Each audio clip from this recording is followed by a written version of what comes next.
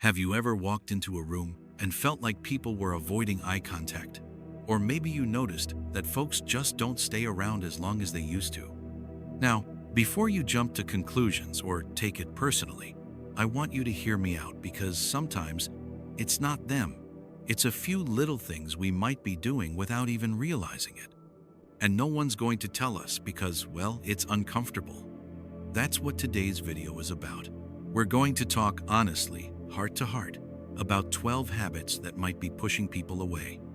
These aren't about being mean or cruel, no. They're just habits that can build up over time, especially as we get older. The goal here isn't to criticize you, it's to help you stay connected, respected, and loved because you deserve nothing less. So, if you've ever wondered why your calls aren't returned as often or why visits feel shorter, let's take a look at what might really be happening. And if this hits home a little, that just means it matters. You're in the right place. If you enjoy conversations like this real, helpful, and honest, don't forget to subscribe and tap the bell. We talk about everything that matters after 60: health, habits, happiness, and how to keep living fully.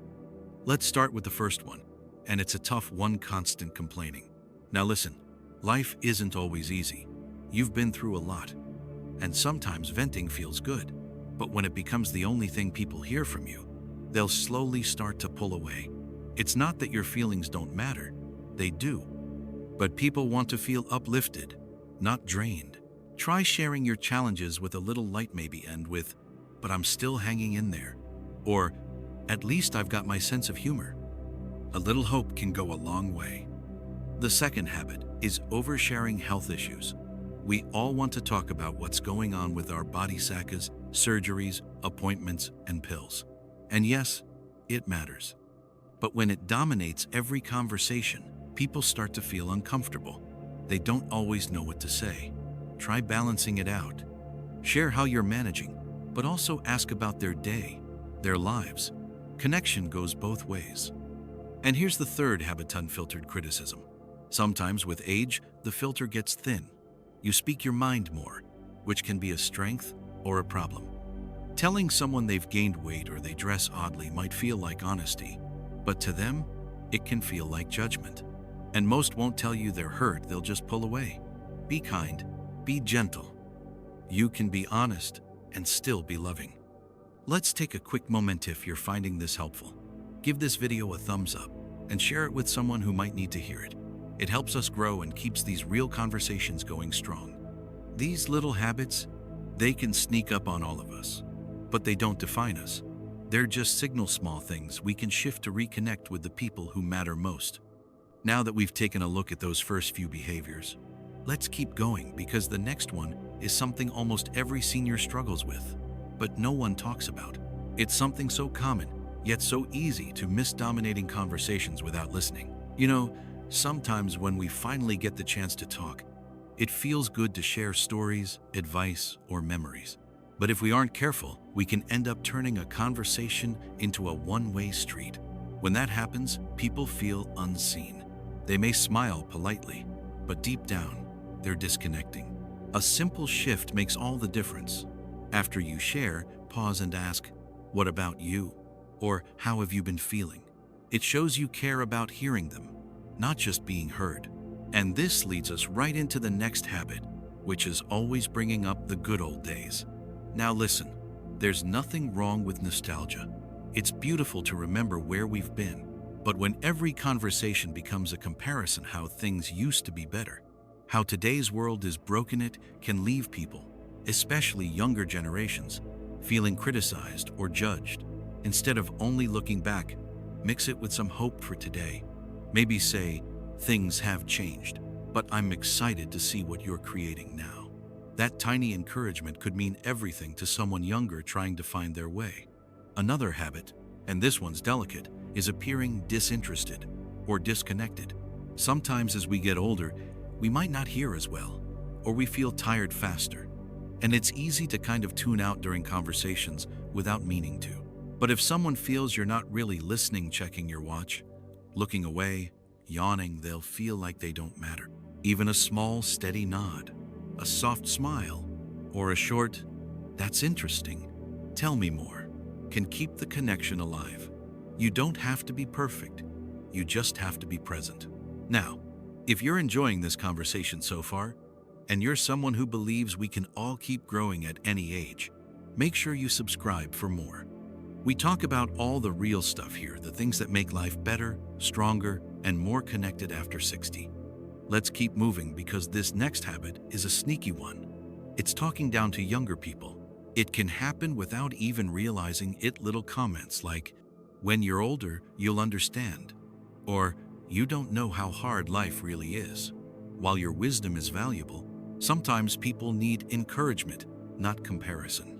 Instead of saying they don't know better, maybe try sharing your experience in a way that invites conversation. Like, "Here's what helped me when I was figuring things out."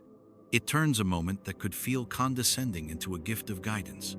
And here's another one we don't always notice: being overly negative about the future. Saying things like, "The world's just getting worse," or "There's no hope anymore," might seem like harmless venting, but it leaves a heavy weight in the room. Especially for younger folks who are trying to build their lives, it can feel crushing. Instead, focus on what's still good.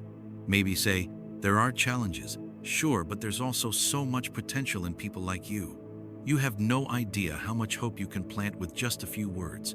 See, these habits aren't about being a bad person. They're simply patterns that can sneak in when we've lived through a lot of life. Recognizing them is powerful. It means you care about staying connected, staying kind, and staying strong. And we're not done yet, because there's one habit almost no one talks about, but it can drive the deepest wedge between you and the people you love. Let's keep going. It's a habit that can hurt even when it's not intentional, making everything about yourself. You might not even realize you're doing it. Someone shares a struggle, and before they can finish, you jump in with a story of your own. Now, sharing is wonderful. It helps people feel less alone. But if it always circles back to you, people can start to feel unseen, like their feelings aren't important. Next time, when someone opens up, try sitting with their story a little longer. A simple, "That sounds really tough. How are you holding up?" can be a powerful bridge. And closely tied to that is not respecting boundaries. It can be easy to slip into giving advice that wasn't asked for, calling or visiting without checking, or asking very personal questions because we've earned a certain boldness with age. But younger generations value privacy a lot. Sometimes love looks like giving people space. Before offering advice, ask, "Would you like my thoughts?" Before visiting, a quick call or text to say, "Is now a good time?" shows deep respect and earns even deeper trust. Another habit that sneaks in is being stuck in routine and unwilling to try new things. Comfort is beautiful, but when we refuse to explore anything unfamiliar, it sends a message that we've closed the door to growth. And nothing makes people feel more disconnected than seeing someone they care about refuse to change with them. You don't have to love every new trend, but even trying a new app, a different food, or a small adventure with an open mind can inspire others to keep including you in their lives. If you're finding these insights helpful, don't forget to like this video and share it with someone you care about. It helps this community grow and brings more positivity into the world. Now, another habit that quietly pushes people away is always expecting people to come to you. Friendships and relationships need effort from both sides. Sometimes, without realizing it, we might think, "Well, they should visit me," or "They should call more." But connection is a two-way street. A short text, a quick call, even a handwritten note can go such a long way. It tells people, "I still want you in my life." And that simple message is more powerful than you know. And lastly, one of the biggest hidden habits that drives people away is holding on to bitterness. Life brings hurt. No one gets through without scars. But when we carry old grudges, when we constantly bring up betrayals from the past, it fills the room with invisible walls.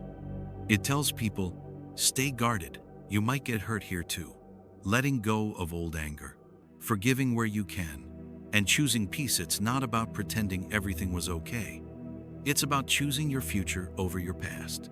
It's one of the most freeing gifts you can ever give yourself and everyone around you. Now, if a few of these habits sound a little familiar, that's okay. That's actually a sign of wisdom because noticing them means you're growing.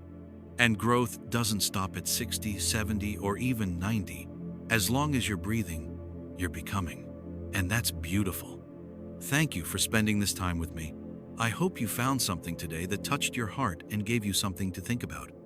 If you did, leave a comment below. I'd love to hear your thoughts, your stories, even your own advice about staying connected and thriving after 60.